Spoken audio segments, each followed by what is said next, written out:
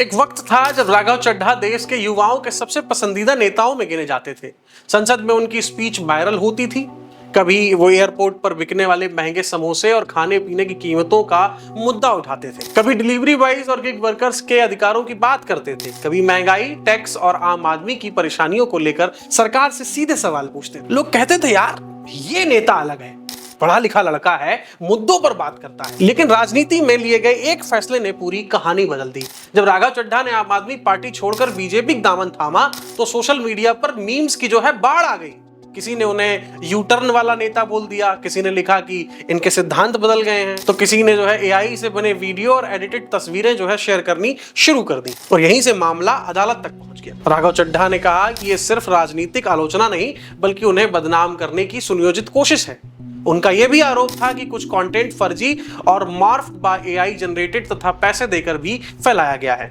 लेकिन Delhi high court ने भी एक बेहद दिलचस्प बात कह दी। कोर्ट ने साफ तौर पर कहा कि लोकतंत्र में नेताओं की आलोचना तो होती ही है, मीम्स भी बनेंगे, व्यंग भी किया जाएगा, ये कोई नई बात थोड़ी ना है। हर आलोचना को मानहानि नहीं कहा जा सकता। कोर्ट ने साफ तौर पे कह दिया कि भाई अब इसको मानहानि तो नहीं कह सकते, और अगर कोई आपकी राजनीति की आलोचना कर रहा है तो सिर्फ इसलिए उसे हटाया नहीं जा सकता और ना ही उसको सजा दी जा सकती है। लेकिन अगर कोई अश्लील, अभद्र या बेहद आपत्तिजनक कंटेंट फैलाता है तो उसकी भी आजादी की एक सीमा है। इसीलिए कोर्ट ने सिर्फ 5 ऐसे पोस्ट हटाने का आदेश दिया जिन्हें पहली नजर में अश्लील और बेहद आपत्तिजनक माना गया, जबकि बाकी के पोस्ट हटाने से इनकार कर दिया गया। यानी राघव चड्ढा को पूरी नहीं बल्कि आंशिक राहत मिली है। और शायद यही लोकतंत्र की सबसे दिलचस्प बात भी है। राजनीति में कभी तालियां मिलती हैं तो कभी आलोचना मिलती है, कभी ट्रोलिंग हो जाती है, कभी लोग आपके भाषण को शेयर कर देते हैं तो कभी उस पे कमेंट कर देते हैं, या फिर कभी आपके ही भाषण को मीम बनाकर फैला देते हैं। लेकिन सवाल सिर्फ राघव चड्ढा का नहीं है। सवाल यह है कि सोशल मीडिया पर आलोचना की सीमा